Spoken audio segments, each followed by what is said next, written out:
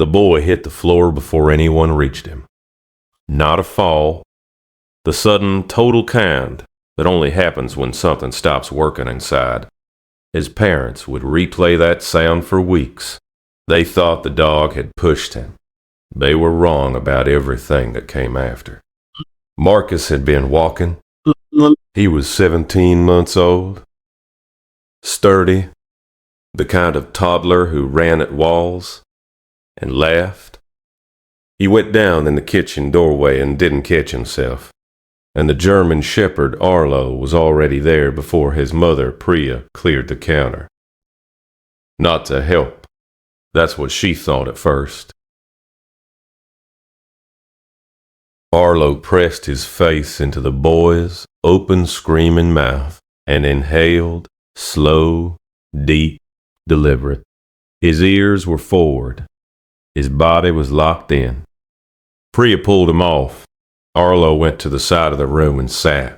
He did not lie down. He did not look away.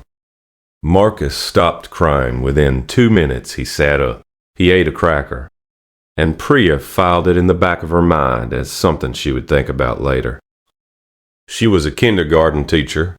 She had taken a 6-week course on childhood behavior after Marcus was born. She knew dogs. She had grown up with them. She recognized what she had seen. And what she recognized was a large animal inserting himself into a child's distress in a way that looked intrusive and concerning. She would think about it later. She didn't think about it later that night. 3 days passed. On the 4th morning, Marcus woke irritable. He wouldn't eat.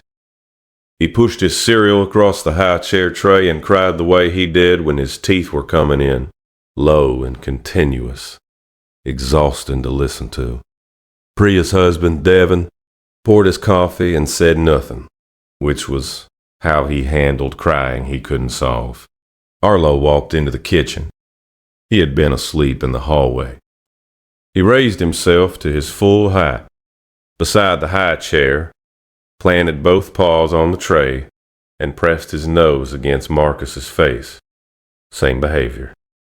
Same focus. Same slow, deliberate inhale at the boy's mouth. Devin set down his mug. "She's doing it again," he said. Priya said, "And it's the 3rd time." They looked at each other the way parents do when an unspoken thing becomes spoken. Devin reached over and pulled Arlo off the chair by the collar.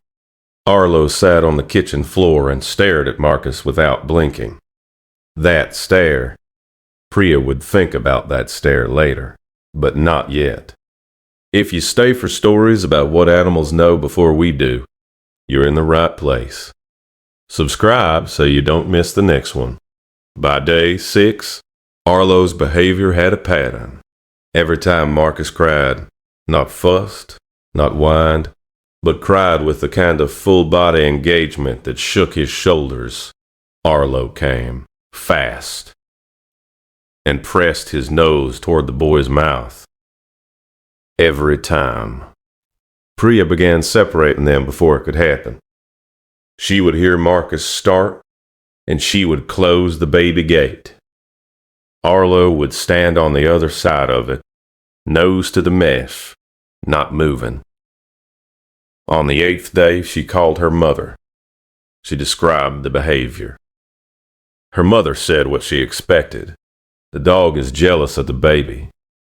It's an attention behavior. Priya's mother had owned 3 dogs over 30 years. She said it with the certainty of experience. And Priya heard confirmation. And the combination of both of those things, personal certainty meeting received authority, felt like an answer. She thanked her mother. She put the baby gate up permanently. Arlo slept in the laundry room that night. The next morning, Marcus woke at 6:40. Priya heard him on the monitor. Small sounds, not urgent.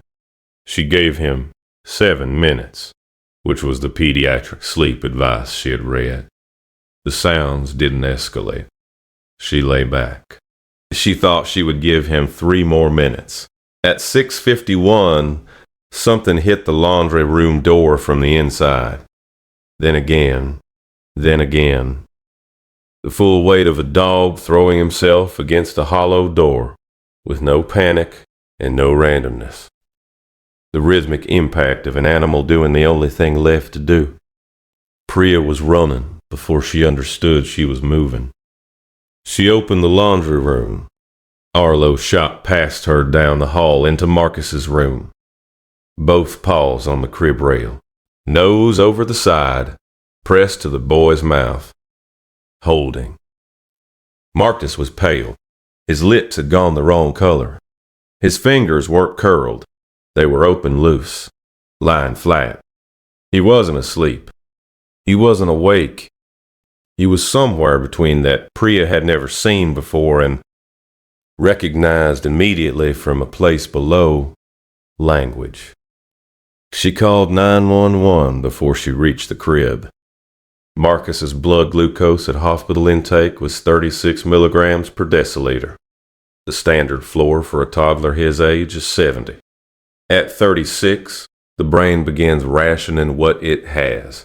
The pediatric endocrinologist, Dr. Shear Flynn of Children's National, told them Marcus had a congenital insulin regulation disorder, a condition where his pancreas overproduces insulin in response to stress or illness, driving his glucose into ranges that cause neurological symptoms long before a parent would detect them visually.